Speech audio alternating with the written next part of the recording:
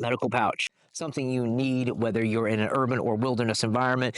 And it's very important when you pack this out, like you're about to see, that you pack it out for the mission at hand. So I'm out here in the woods. You think I'm going to be getting into a firefight anytime soon, bro? Like there was going to be a collapse lung and there's going to be gunshots and all this stuff. Probably not. So I'm not too concerned about that, right? So I'm going to pack this out to deal with the common injuries that I might experience in this environment, which in my experience are cuts, scrapes, and things of that nature. Stuff that bleeds, but not like terribly.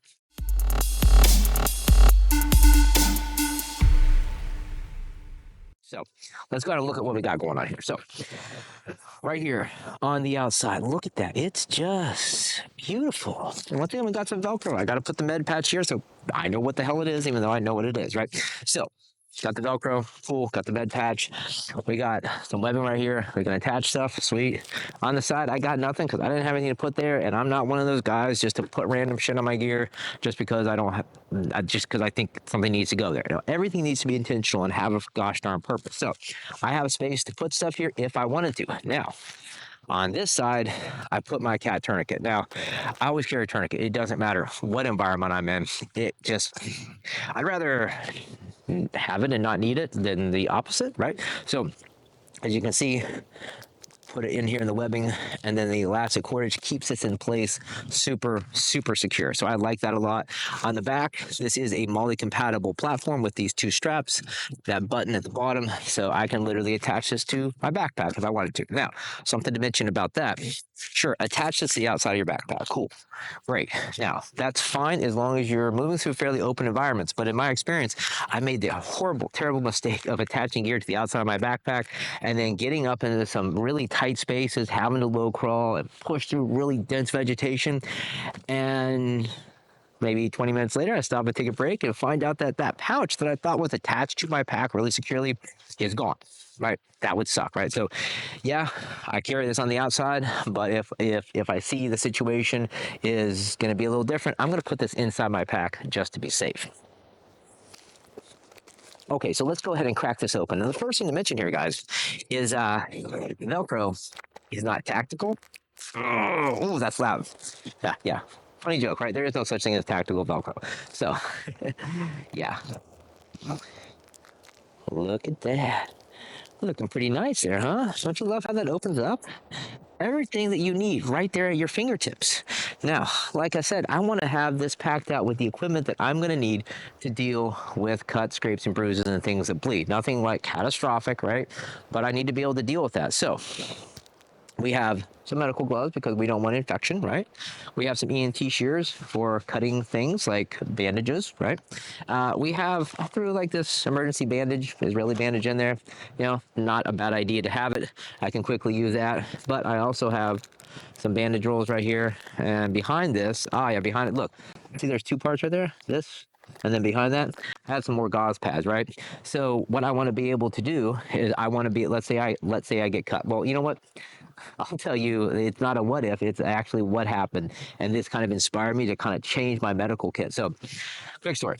My son, 12 years old, love him, but he's getting hurt all the time, just like I did when I was 12, and I still get hurt when I'm in my 40s. But, you know, boys will be boys. So he's out there pushing his e-bike through a drainage ditch, trips over a root, and slices his leg open on some freaking glass. And man, he's bleeding, right? So he's back at the house, and I immediately, gauze pad, bandage roll, wrap it up, get him to the ER. And within a couple hours, we're down the ER. You know, they flushed the wound out, and you know the nurse stitched it up, and she's a pro, and she like literally stitched this up.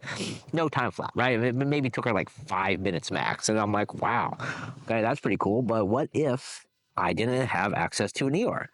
What would my med kit need to look like? Well, I would want to have gauze pads. I would want to have an Israeli or emergency bandage there. I want to have some bandage roll to be able to wrap that up, right? And I also need some way to like close up the wound once I got the bleeding under control. And I'll be honest with you, I'm no medical professional, and you would not want me stitching up anything, like no wounds at all. And never mind the fact that there wouldn't be any like anesthetic or like aesthetic. You serious? Stuff that makes you go numb. Why words are a problem for me right now? Anyways, I can't stitch, so that's when I go with Steri strips, right? Steri strips, Maybe they're not as good as actual like stitches, but it's enough to get me by until I can actually get to proper medical care, if that makes sense, right? So basically, this whole kit right now is just set up to deal with all the common stupid crap and injuries and bleeding events that I might experience out here. So this part right here, lots of room to put more stuff. I have this emergency blanket in here just because I want to fill out the space and just see how it fit in there.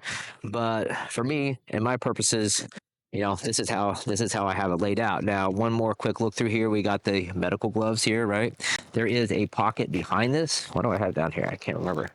Oh, yeah, of course. Got a whole bunch of variety size bandages, big, small, medium, whatever, right? Just having some bandages is nice, right? Band-aids, big win there.